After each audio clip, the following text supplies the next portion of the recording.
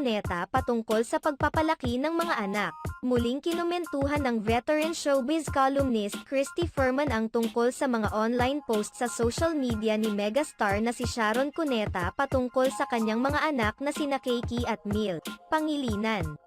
Ayon kay Christy, hindi dapat kalimutan ng isang ina kung paano balansehin ang ilang bagay sa buhay, lalo na kapag kasama ang mga anak sa usapan.